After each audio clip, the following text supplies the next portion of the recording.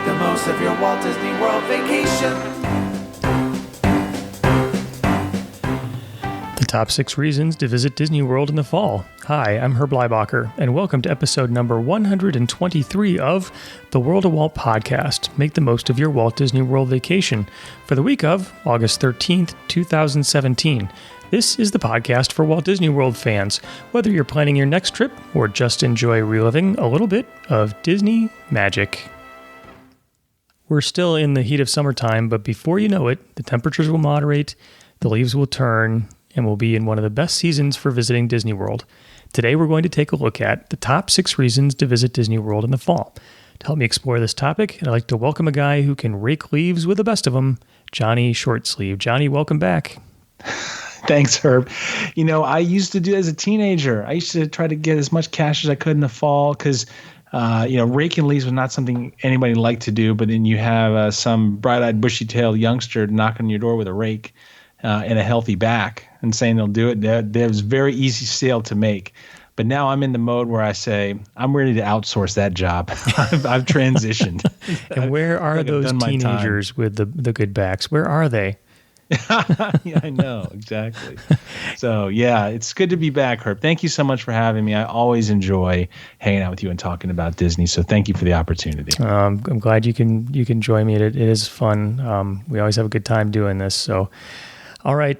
Before we get into the main topic for today, the warm-up question is, what is your favorite moment in the Haunted Mansion?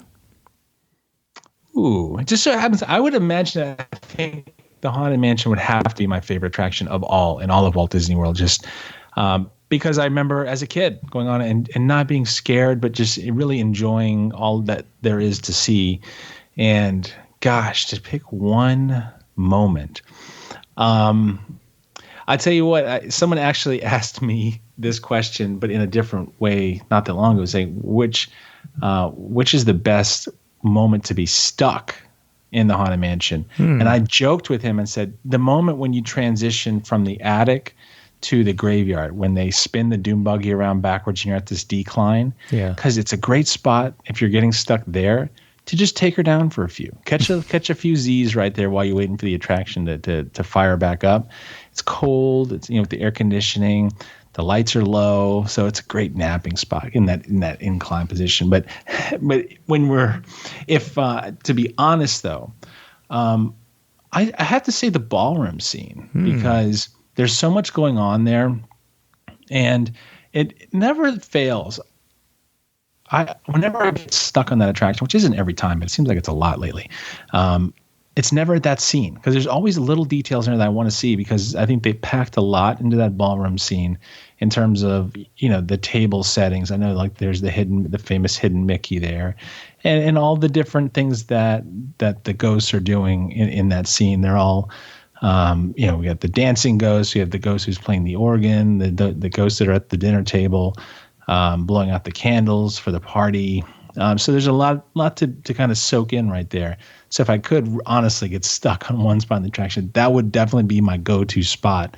So I could really just enjoy that whole scene right there. I think that would be a great place. And I agree with you. It does seem like the Haunted Mansion has more than its share of ride stops or slowdowns, and maybe it's with loading people in who need some extra time, or people jumping out of their doom buggies when they shouldn't be. It does seem to happen quite a bit, and I have never been stuck where I could get a good view of the ballroom scene, and that would be a great place. Yeah. What about you? What would be your favorite spot? So the ballroom is definitely at the top of the list, but another spot I really enjoy is at the end when the ghost will follow you home and you get the ghost in the doom buggy with you. I thought that was cool way back in the day when you knew it was a conveyor belt on the other side of the two-way mirror with just the people sort of moving at the same speed as your doom buggy. But now that it's been taken up a notch and the display of the ghost in your doom buggy is interacting with you, I think it's even all that much more amazing. So the last few moments, I think, are some of my favorites. And it's also a good lighthearted way to end that attraction, which, it's dark. It's a dark attraction. It's not a gloomy one, but you just came out of the graveyard, and it's a way to sort of lighten the mood, I think, on your way out. And I was just on it not that long ago, and it seemed like they've updated that even again. That what the functions of the ghosts and what they can do. Yeah. And that's really interesting to me because it's a classic attraction, classic storyline, but they have been, I think, genius in terms of how they've been able to update it while still maintaining that classic storyline and the feel of the attraction, but realizing that, you know what, if we want people to still love this attraction, we do need to see if we can have some fun with the technology and how we can make it even better without tearing it down and starting from scratch. So, but that is a great pick, though. I like that. Yeah, it's interesting. It seems like the Haunted Mansion gets a lot of love from the Imagineering budget in just maintenance and upgrades over the years. And I often wonder if I were an Imagineer, I mean, wouldn't you just die to be able to put your fingerprints on that attraction? Whereas, the Poor People Mover, it maybe needs a little bit of love sometimes too, but it's not the iconic, everybody would like to have their fingerprints on it sort of attraction. Yeah. That's something that would be cool to be sitting down around a dinner table at a party and everyone's telling what they do. Well, what do you do? I work on the Haunted Mansion. Yeah, exactly. Like that's a mic drop moment right there. Yeah. You officially have the best job. Let's go home. Yeah. I mean, you could be like an investment banker, or you can be a emergency room surgeon or physician. Yeah. That's all great stuff. However, as you say, yeah, that's neat. Congratulations. How cute is that? Yeah, I work in the Haunted Mansion. You hear like the sound of silverware hitting the like the in shock, falling out of the hand and landing on the plates and the table. Exactly. It's like, whoa, that guy's cool. That's the job to have right there. Yeah. Most of. All right. So today the topic, top 6 reasons to visit Disney World in the fall. And Johnny, you've got number 1. Well, first off, I got to say I love this topic. I was so excited when you reached out to me and said you want to do it because I love the fall at Walt Disney World. I love what they do there in terms of all the special things that they do to celebrate the season. So this is going to be a lot of fun for me. So thank you for doing that. And I think the first thing I got to go to, and I think is probably the first thing a lot of people think about is Mickey's Not So Scary Halloween Party. It's a hard ticket event if you haven't heard about it or not too familiar with it. So you do have to pay extra admission to get this. But what ends up happening is they close the park down in the evening hours. And I think, correct me if I'm wrong, I think it's usually like 4:00 they'll let you get in. I think the official time that they really start sweeping guests out who don't have the ticket is around 7. Mm-hmm. And what they do is there are some special decorations that they'll employ throughout the park only for the Halloween party. So even though you may see some of the decorations normally as you walk through the Magic Kingdom during that time of year, there are going to be some special ones that they throw in there. There's some special stage shows that they have, like the Hocus Pocus stage show that just rolled out, I think, a couple years ago. Maybe this will maybe be the 3rd year, if I remember correctly, that they're doing it. I don't know. I heard from somebody who I think is in the know that the actress that plays Bette Midler's character in that stage show was a Bette Midler. Does Bette Midler impersonations or does a show that involves a Bette Midler lookalike in Vegas. I don't know if that's true or not. You have some of your listeners chime in and see if they've heard that as well. But she looks a lot like Bette Midler did in the film. I think it's amazing because I didn't think that film did that well and wasn't super popular. I mean, there's, I think, a minor cult following for that film. And so when they announced that they were doing that stage show, I was kind of surprised. And obviously it makes sense, but it's wildly popular now. And I know that now Disney Channel, it seems like they're running that film a lot more now the last couple of years during Halloween, maybe in support of the stage show. I'm not sure, but more people are interested in that film now. I think it's a good movie. It's lighthearted. It's fun. So there's that. And by the way, if you're going to try to see that show, you do kind of have to line up a little bit early, even though the theory is, I don't know what the numbers are to be specific, but the number of tickets sold for each Halloween party would result in less guests in the park than there would be otherwise during an evening time. It's not to mean that you can just run around and just walk up to every ride you want to ride. You are going to wait still. And that also means, like, for something like the Hocus Pocus stage show in the castle, you are going to have to get up there a little bit early just to make sure you get a good spot to stand and see it. The other thing that's big is the Boo to You Halloween Parade. They usually do that twice in the evening, which right now we're kind of like paradeless in the evening at the Magic Kingdom. So that's a nice thing. Obviously, if you're someone who likes nighttime parades, I love the music from that parade. And I'm not a big parade guy because I can't sit still. I know that's probably going to sound like that's a real shocker to people who are hearing this. Like, that knucklehead can't sit still. What? Yeah, I can't sit still very long. So I don't typically line up for and watch parades, but I like that parade a lot. And the music's fantastic. They have some really fun characters that they bring out there. I'm not going to totally spoil it, but there's a really cool scene in that parade with it involves the Haunted Mansion characters and some shovels, and that's really, really cool. The first time I saw it, I was blown away. I was like, "Whoa! I didn't know they're allowed to do that there." But it's really cool how they do it, and it's something just super simple, but it's executed really well. Yeah. I think the big thing is the Hallowishes fireworks show. Again, music score for that is really fun, really nicely done. They bring out some big, huge, like 4th of July caliber fireworks. I mean, it's a really fun fireworks show with like that 360 kind of component where they shoot off the big ones from the perimeter of the park. So depending on where you're standing, it kind of can look like you're getting like a 360, totally engrossed by fireworks kind of experience.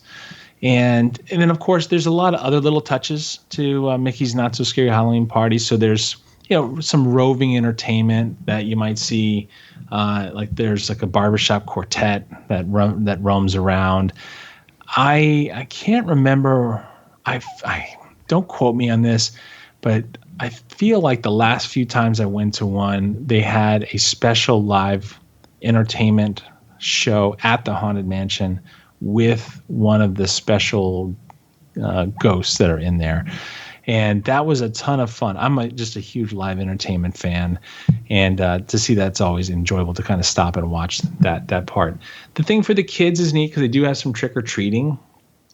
Different spots around the park where you can trick-or-treat. They'll give you little bags if you don't have your own bucket.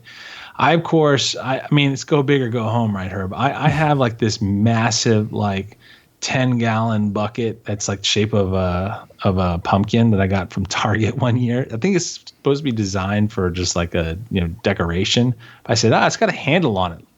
That looks like a proper bucket to me, and it's bigger than the kids, and it looks crazy. But yeah, so if you don't roll up with your own bucket, and you don't have to pack one if you're coming to town, they'll give you little bags that you can use, and they're generous on the candy. They don't do like most kids who have trick-or-treated know that you've gone through your neighborhood, and there's always the families who will just give one piece of candy, like one little tiny piece of bubble gum, and you look at it and go, really? That's all you're going to do? And I was always the one who realized, hey, you can't pull that number because that's the kid who's going to come back and egg your house later. So you got to be a little generous. And it's like the mafia, you got to pay up. So they're very generous with they give you a big old handful of candy every time you stop, and they don't discriminate if you come back a second time. And it's fun because the costumes are sometimes amazing. Like, so families will come dressed up in themed costume for the whole family. Quick story: I saw one guy and a gal one time. I don't remember what she was dressed up as, but I remember him. He had this robot costume he obviously made with just a bunch of boxes, and he had a box over his head as the robot's head, and he couldn't move very easily because of the structure that he built around himself. And they had these little dance parties at Mickey's Not So Scary Halloween Party, and I was kind of standing near one, and this guy rolls up with his girlfriend or wife, and I can hear him through the box yelling like this muffled, take me to the music. So she grabs his hand and he like waddles over to the dance floor, and then she starts dancing. And guess what he does? The robot. And it was like a robot doing the robot. Like, my mind's blown. This is the best thing ever. And so that was just like a mega highlight for me. But I'm going to make a prediction here. This is going to be World of Walt podcast exclusive. It's said first here. I've never heard it said anywhere else. I have a prediction of a family Halloween costume that will be seen at least once this year. Brand new, never been seen before. Here it comes. I don't know if you saw the viral video that was out like a month ago of the guy who was giving the interview on like BBC, and he's in his house, in his little home office, and then all of a sudden, like one of his kids comes barging into his home offices, and like she's dancing wearing like a costume. Yeah. And then all of a sudden the door busts open again. It's like the baby in one of those little crawlers. Yeah. And then the door busts open a second time. It's his wife. And it looks like her wife has like her pants like halfway on, like she was like in the bathroom or something, and didn't realize the kids had access to the office. And he's doing this BBC interview. And then she's like trying to scramble to get the kids. I guarantee you that's going to be a costume you see at Mickey's Not So Scary Halloween Party this year. The dad wearing the suit, the mom like disheveled, like trying to keep the pants up, and the baby, and then the dancing princess. That video was tremendous, by the way. And yeah, I think you're right. We could see that. We could see that costume set this year. It would be fun for the whole family. Yeah, I'm gonna be scouring Instagram and Twitter to see if anybody posts pictures of that costume. Yeah. No, that's great. You mentioned the barbershop quartet, the Cadaver Dans, like best name ever for a barbershop quartet at Halloween time. So, something I like about the party is that the feel of Main Street changes. So even if you don't get entrance to the party, if you sort of hang back a little bit, you can see how Main Street changes in the lighting and in the sounds of it, really making it a very, very different place. And so I think people sometimes have this love-hate relationship with the fact that the Magic Kingdom is going to close early.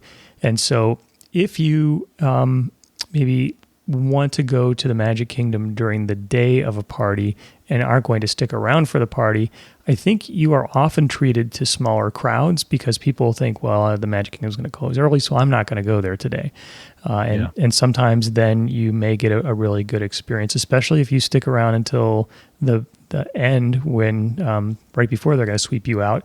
You know, people from the party are coming in, people from the day visit have gone, and you can hit some attractions and make some good progress. So even if you have a short day, you can still see and do a lot on the days that the parties takes place.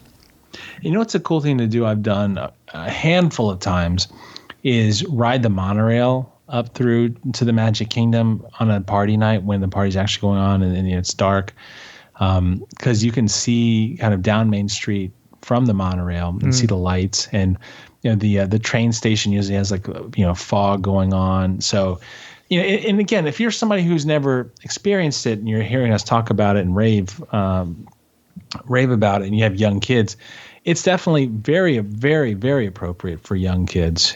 Whereas that other park that's down the street is not. I'm too scared to even go to that Halloween ordeal that they do at that other theme park.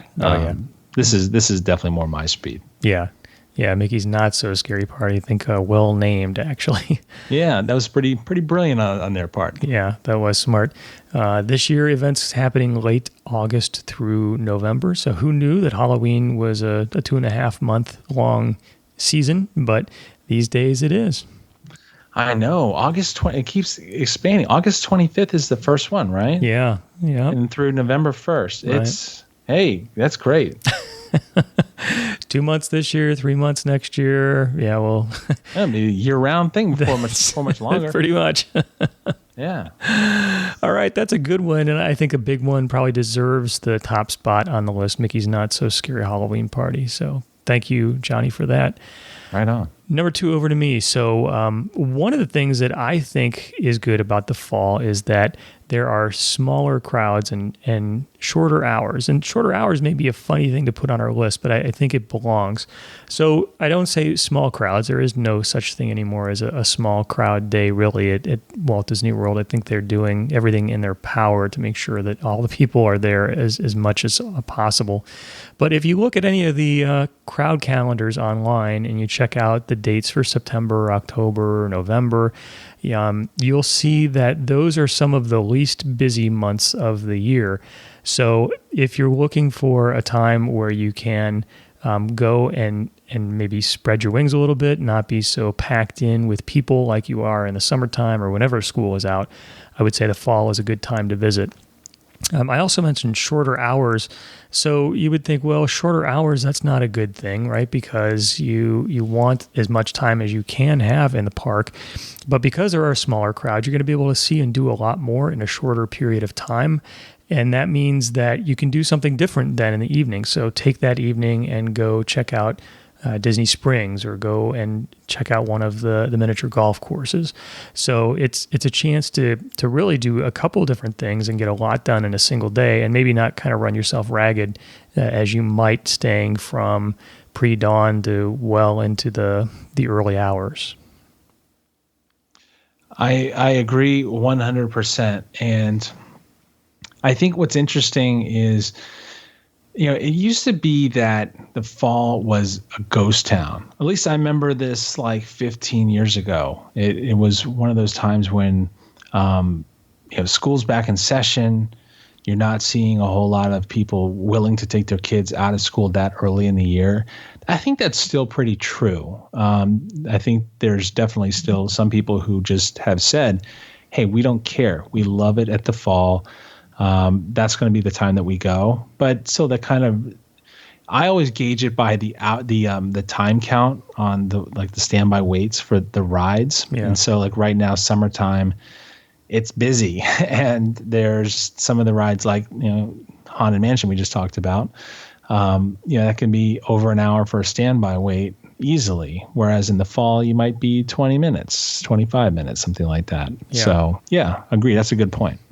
Good. Thanks. Okay, that was number 2. Number 3, back over to you. All right, so you know me, I'm a rotund gentleman, and I'm into food, I'm into beverages, and this carriage that I'm rolling around in, that's not by accident. That's all premeditated. It takes some work to get to be this size. I really love how in the fall they roll out some cool seasonal offerings for the food and beverage program all over the park. So, I mean, obviously the fall is kind of, a hot time for sweets. And actually, you know what? It seems like all year round there's some excuse for sweets. Mm-hmm. Spring with Easter and Christmas time and sweet. Yeah, summertime's the only time we don't really, but we think about the ice cream man. There you go. All right, so we're just a nation of people with sweet teeth. So lots of cool, different though fall specific kinds of food and beverage offerings. Now, I want to catch myself because I want to start to say some of the things that I've seen in the past I really enjoyed. But my fear is that I'll say it now, then it won't be coming back. And then someone's going to hear this and go, "Ooh, I really want to try that candy corn cotton candy," or whatever it is. And then all of a sudden they show up and go, "That Johnny Shortsleeve's an idiot."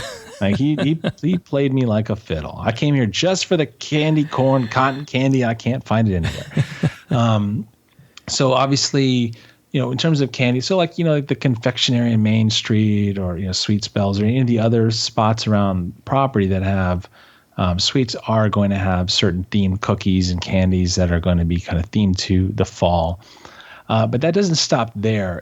Definitely the restaurants do a great job of incorporating, a more seasonal offering, so seasonal offerings that you can have access to that you might only see in the fall. So, things like acorn squash. Sounds so simple, but acorn squash is pretty darn delicious. When they get some brown sugar on there goes the sweet tooth again. A lot of pumpkin centered dishes, things like that. And in the beverage program too, there's a lot of, heartier beers that get rolled out. I'm a huge fan of Sam Adams Oktoberfest, so that tends to pop up everywhere around the park.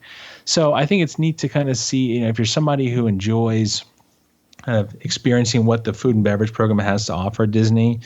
Which, of course, if that's not your thing, it's no big deal. There's certainly lots of options for you if you have children who are a little bit pickier eaters, or bigger children that are pickier eaters.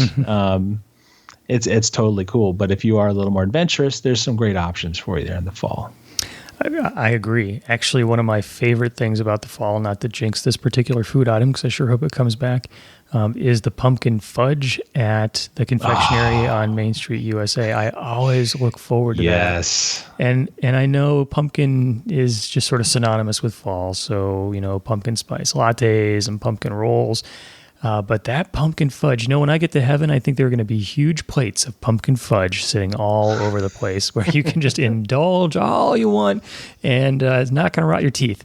So that, to me, says fall right there. Pumpkin fudge. Stop by the confectionery. It is incredible. Very, very sweet, but incredible. We should just grease the wheels a little bit now. Go into the confectionery and say, hey, I know it's June, and we're recording this in June. I know it's June, but I just want to make sure we're going to see pumpkin fudge, right?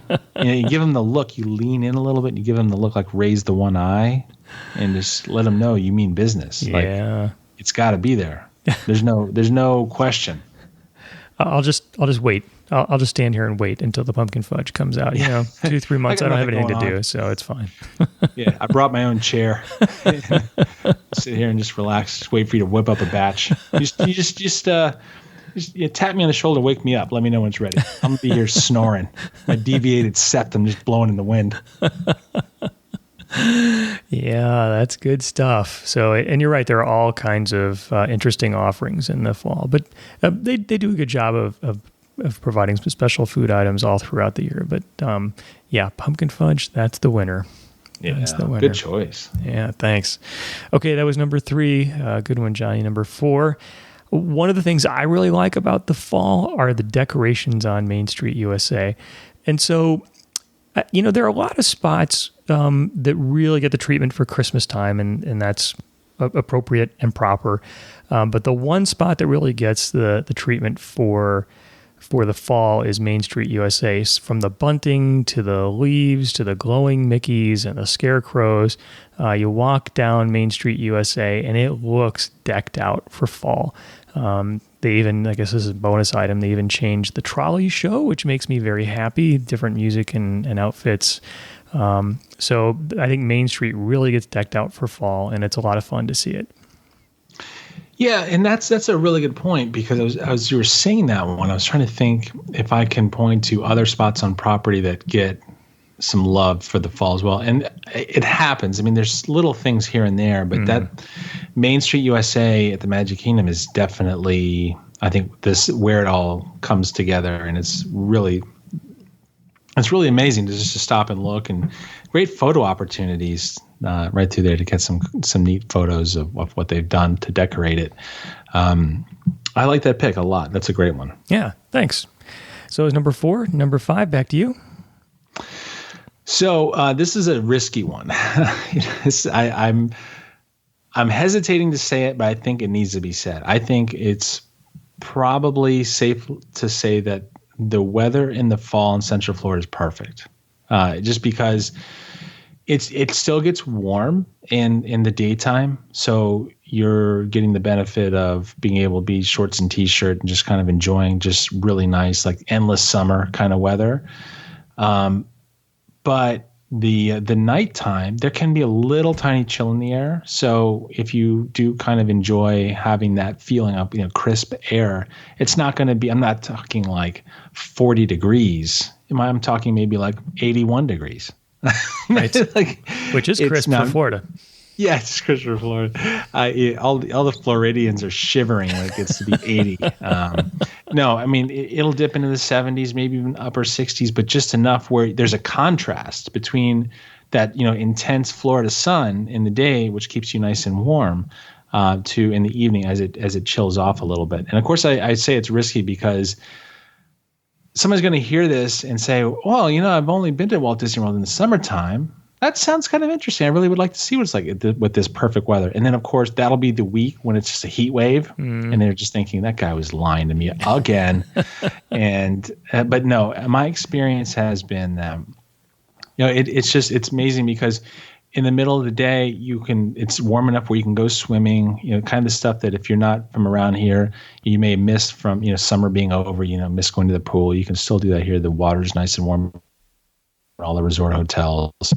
But then still have that, evening hour kind of little chill in the air where you might be reminded that it's fall. And I love warm weather. I love living in Florida. I'm very grateful to live in Florida. So, when I say chill in the air, it probably is something that if somebody from Boston heard this guy's a wimp. He doesn't know what a chill in the air is. But to me, it's a really nice contrast in that time of year in terms of nice warm days, not necessarily like melt you like in the middle of July warm, but nice warm days and then cooler evenings. And it's a nice contrast for me. I think that's well said, and I agree. It is a really nice time of the year weather-wise. And you're right, you don't know exactly what you're going to get. It could be October 31st and 98 degrees that day. That happens sometimes. But on the whole, I think you're right that the days are warm, the humidity is down, which makes a huge difference, and the evenings get a little cooler, but still not cold. So you can be out there at 9 or 10 o'clock at night and be very, very comfortable. So it's a great time of the year to come, definitely. And it doesn't rain as much in the fall as it does in the spring and summer. So that's another benefit too. Like, right now down here in early June, where we had like a blast of, which is kind of unusual, just days of rain. And today it was sunny, and I thought, oh, this is neat, this sunshine thing. I haven't seen that in a while. Yeah. But yeah, so you don't have to contend with the rain as much in the fall. So you can keep the ponchos and your umbrellas at home or in the suitcase. Yep. I agree. Fall is a great time weather-wise to be in Florida. So number 5. Okay, number 6, back over to me. So the list would not be complete without the Epcot International Food and Wine Festival. So for 2017, it pretty much goes all year round. Well, not quite. It goes from the end of August to the middle of November. So, and I think each year it sort of stretches out a little bit more. And it did again for 2017. It's another record-setting number of days. So we talked about how Disney does a good job of trying to keep the parks full all the time, and I think the Epcot International Food and Wine Festival is another tremendous example of that. I think if you could rewind to the pre-Food and Wine Festival days at World Showcase in the fall, you could probably go bowling back there. Just there were no people. There were just wide open spaces. And now when the Food and Wine Festival is going on, it is packed, especially on weekends and especially after it first opens and right before it closes, because all the locals come out of the woodwork and want to check it out because it's fun. It's a ton of fun. You get to try a lot of different foods. You can try a lot of different drinks as well. I think they're getting very adventurous, like liquid nitrogen chocolate stuff. I mean, just really interesting things that you're not going to find down at the 7-Eleven. It can be a very expensive experience. If you try a little bit of everything, especially if you are heavy on the wine or the beer side, all of a sudden it could have added up to almost a Victoria and Albert sort of experience, and you were out with 10,000 of your favorite friends around you. So, but it's fun. It draws in the crowds. And if you're a food sort of person, I would definitely suggest taking it in. Just be careful with how much you take in, because it's easy to go crazy and spend a lot. Not that, I've done that, but it's possible. I don't know if you saw this. I remember seeing something last year where somebody took all the menu boards and added up, like, what if you bought one of everything? Like, how much would you spend? And it was like $600 or something like that. Yeah. For one person. But look, no one's going to do that. No one can do that. There's just no way you could ingest all that food and alcohol and not have problems. But I think what it does speak to the fact is with the expansion, every year they're trying to not only expand it in terms of the length of time, but it seems like they try to grow the number of booths. Like, what are they, like 30 booths now, or over 30. I can't remember what the count is for coming up for 2017. It's a lot. Yeah. It seems like they're doing a really good job of trying to give people a chance to experience this in all levels of foodiness. So if you're somebody who's really adventurous, like you said, like the nitrogen stuff, want that experience, that's there for you. If you're not that adventurous, there's some stuff that's a little more easier on the palate, and that's neat to me. And one of the things I think is interesting, and tell me if you agree with this or not, or if you've noticed this or not, I think there for a while, they were trying to put a lot of stuff on those menus in terms of the option to be like 5 things, which is not a lot compared to like if you went to like the Cheesecake Factory and there's like 50-page menu. There's maybe like 5 things, and now they're trying to truncate those menus to be 3 things. And I'm guessing part of that is because they have limited space to really work with a lot of stuff at once, and they want to really focus it. And I like that because it means they're really focusing on the product that they have and making sure that it comes out right and it's the best quality they can execute at that little location. Yeah. I think it's neat from a lot of perspectives in terms of being able to say, if you're somebody who goes to a restaurant and you're faced with some very safe bets on the menu, some maybe a little more adventurous bets, and then some wild and crazy bets, chances are you're going to favor the safer bets, or maybe if you're a little adventurous, going toward the middle, maybe not going crazy. But with this kind of format, it allows you to expand your palate and try new things, and you're not committing to that being your meal for the night. It's just a nice little small bite. You're out $5 or $6. If it's something you've always wanted to try, it gives you a chance to actually give it a whirl so that you can honestly form an opinion on something. You may not be huge on seafood, and then you see there's a lot of interesting options that are smaller ticket, smaller bite types of formats. That's cool. I really like that idea, and I think that's hopefully a great way for people to kind of embrace the idea of expanding their horizons in terms of what they like and what their choices are for eating. Yeah, I agree. You're not really making this huge commitment to something you may not like. And I've got to say, I'd never really met a food item at the Food and Wine Festival that I didn't like.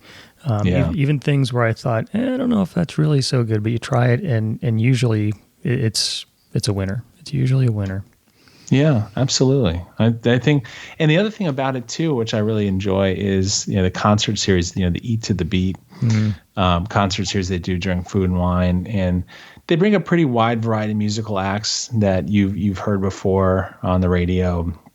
Maybe some of you haven't heard in a long while, and I think it's neat just because it's all free. You just sit there and you're watching a concert that if you thought, you went somewhere else. Again, these aren't. We're not talking about U2 or Guns N' Roses, and these aren't huge national touring acts right now. But if you went and saw them at a local venue, you might have been out $30-$40 a ticket. That's including park admission. That's cool for me. I like that a lot. Yeah, and they have some good groups. Listened to the Big Bad Voodoo Daddies a number of years ago. So I mean, you're right. It's not exactly it's not something you're going to be hearing on the top 10 radio this year, but maybe groups that were popular a while back, or a group that sounds like somebody who's really popular. Was that the Zoot Suit Riot band? Yes. Big Bad Voodoo like Daddy? That. Yeah, yep. Zoot Suit Riot, throw back a bottle of beer. There you go. Sing it, Johnny, sing it. Yeah, that's what I'm here for. Yep. So yeah, I agree. That's a lot of fun, and there are all kinds of things going on at the Food and Wine Festival. There are different tasting sessions. There's the Party for the Senses, which is on my bucket list one of these days. If I get a big bonus at work, maybe I'll check that out because that's a super expensive event. But a lot of it's just part of park admission and a $5 or $6 commitment, and there you go. It's a good time. Right on. Yeah, I'm looking forward to it, and it's amazing now that it creeped into August this year for 2017. It'll be neat to to be able to say you're walking through Food and Wine Festival in August now. To me, that's like a mind blown experience. Yeah, a few years from now, it's going to be June. But, well, we'll see. It's funny you say that because now they're starting to make it that way with food. Flower and Garden expanded its schedule. Then now they have the International Festival of the Arts in the wintertime. Yeah. After Christmas, before Flower and Garden. So it's like there's a perpetual food and wine festival going on all year round now. That's so cool to me. Yeah, it is neat. It gives you something new and different to try. I think there will be Christmas season and there will be festival season, and one or the other is going to be happening all the time. Yeah, they just need something for summer now, because now that Flower and Garden's over, and I was actually in Epcot today walking around, my son said to me, as we're walking through the gates, right there at that little section where people take pictures, Spaceship Earth and all the special stuff, they took down all of the Flower and Garden decorations after Memorial Day. And he said, "Where'd all the decorations go?" I said, "Oh, well, a couple more months, we'll have them up again for Food and Wine." Yeah. I was thinking, yeah, that's awesome. I can't wait. It is a good season. Yeah.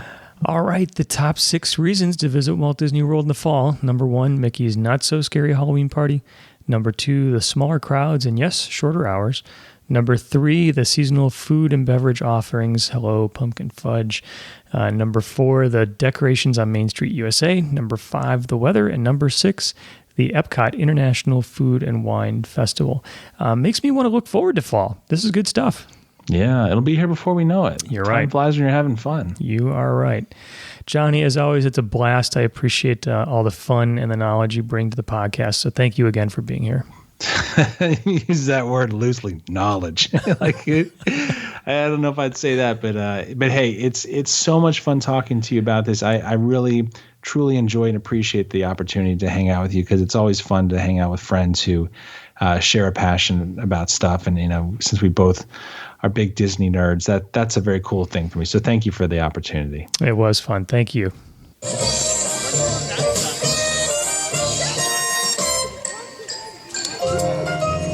on your new fall hat, we're taking a stroll. The weather sure is fine in autumn. There's nothing like the breeze and the falling leaves. A blue sky above, the one that you love. I saw the skin. Yes, we've made it through the list of the top 6 reasons to visit Walt Disney World in the fall, but this conversation doesn't have to be over. I'd like to hear what you think about our list. Is there something you'd like to add?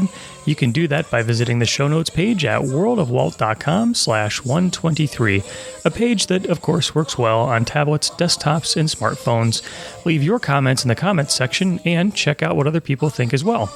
I'd like to thank everyone who's been in touch with me, and I'd like to invite you to follow me on social media, facebook.com/worldofwalt and pinterest.com/worldofwalt. If you like today's podcast, I would appreciate it if you would spread the word. Tell your family and your friends about it. To wrap up today, as always, a heartfelt thank you to you for spending some of your time with me. I'd also like to thank everyone who visits the worldofwalt.com site, where you can read interesting Disney articles and make comments in the comments sections. By listening here and by visiting the site, you allow me to share the fun of Disney with you, and that is very cool. Thank you for being a part of it. So until next time, my friend, may God bless you. So there's a great, big, beautiful tomorrow shining at the end of every day.